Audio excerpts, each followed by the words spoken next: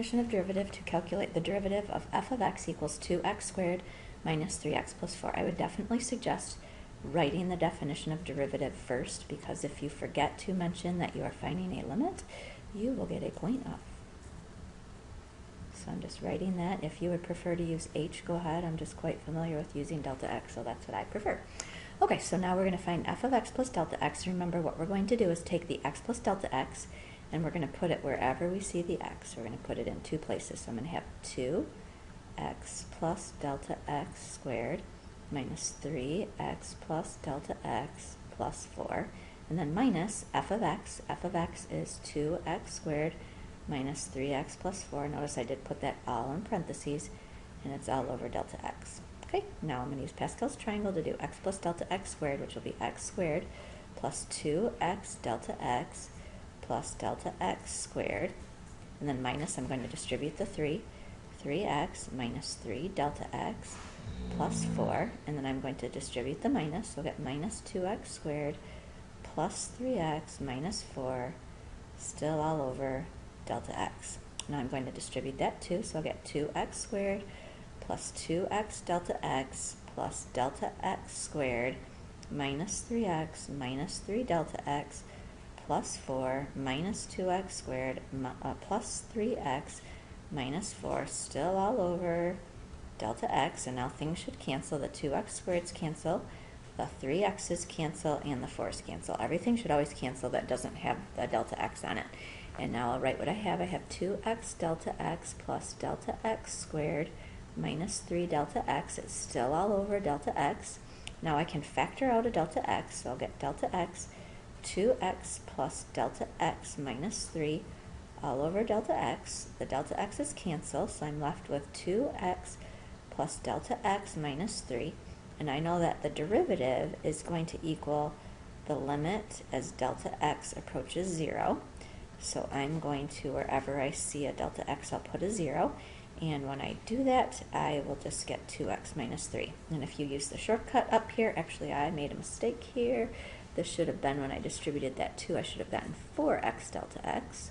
So 4, 4, 4, 4, and 4. And what was nice, I kind of caught myself, because as soon as I tried to take the derivative the short way, I noticed that I had the wrong answer. So that would be my derivative. Okay, number 7, find an equation for the tangent line and then the normal line to the graph of f of x equals 3x cubed plus 2x at the point 1, 5. Right, the first thing that I would like to do is take the derivative, which would be 9x squared plus 2. And now I'm going to plug in x equals 1 into that derivative. So if I do that, I'll get 9 times 1 squared plus 2, that will be 11. So what that found for me was the slope of the tangent line. That's my m. So now if I use y equals mx plus b, just plug in what I know. 5 equals 11 times 1 plus b. Yep, so I'll get 5 equals 11 plus b. Subtract 11 from both sides, I'll get b equals negative 6. So my equation of my tangent line would be y equals 11x minus 6. An alternate way we could have written this was in point slope form, so I could have just put y minus 5 equals 11x minus 1, and that would be totally acceptable. All right, for part B, so that was part A. Part B is the normal line, and remember, normal lines are perpendicular, so my perpendicular slope, if my original slope was 11, would be negative 1/11, and I get to use the same point, so we have y equals mx plus b. So y equals 5, m is negative 1/11, x is 1 plus b, so I'll get 5 equals negative 1/11 plus b. I will add 1/11 to both sides, so I will get 5 and 1/11 equals b, or that could be 56/11. So my answer is going to be y equals negative 1/11 x plus 56/11, or I could write that as 5 and 1/11, or I could have written it in point slope form, so y minus 5 equals the slope, x minus 1. So all of those would be acceptable. Okay, number 8, a projectile is shot upward from the surface of the earth. The position of the projectile is given by s of t equals negative 4.9 t squared plus 120 t. A, determine the velocity and acceleration functions for the particle. We know the velocity is just equal to the derivative of the position, so we're going to take the derivative and we'll get negative 9.8 t plus 120. Okay, and then the acceleration is the derivative of the velocity, which is going to be negative 9.8. And then part B, it says, what is the particle's velocity when t equals 5? So now we just are going to go into the velocity formula and plug in 5. And notice if you have it labeled, you know which formula to go into. So this is going to be negative 9.8 times 5 plus 120. And that will be an answer of 71.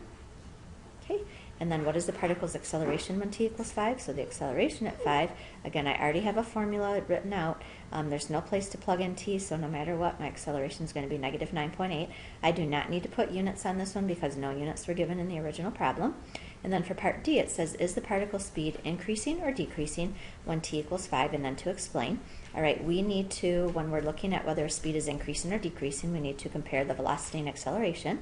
Fortunately, you already found those in parts B and C. I noticed that the velocity is positive and the acceleration is negative, which means they are working against each other. So the speed will be decreasing, and the reason is the velocity and acceleration are opposite signs. All right, number 9. The figure shows the velocity v of a body moving along a coordinate line as a function of time t. So this is velocity. One is the body moving backward and one is the body at rest. Okay, if the body is moving backward, that means the velocity is negative. So I just am going to be looking for where is the velocity negative. And since this is velocity, we'd be looking for where is that velocity below the x-axis. So right along here is the only place. So we would find between 0 and 4. If I wanted to write it as an interval instead, it would look like that. And then when is the body at rest? If the body's at rest, that means it's not moving. So the velocity E would equal 0. So there are 1, 2, 3 places where the velocity equals 0, and that would be happening at t equals 0, at t equals 4, and at t equals 7. All right, number 10, find f prime of x. F of x is equal to x squared over 2 plus 1 over x. The first thing that we want to do before we try to take the derivative is to rewrite this. So x squared over 2 really means 1/2 x squared, and then plus 1 over x, another way to write that would be x to the negative 1. Now we can use our power rule to actually find the derivative. So the derivative of 1/2 x squared would be x, and then plus x to the negative 1, bump down the negative 1, x, if you subtract 1 from your power, you'll get negative 2. And then in the directions of this practice test, it does say that there are no negative exponents allowed, so we're simply going to rewrite that second term. So this will be x minus 1 over x to the positive 2, and that would be my derivative.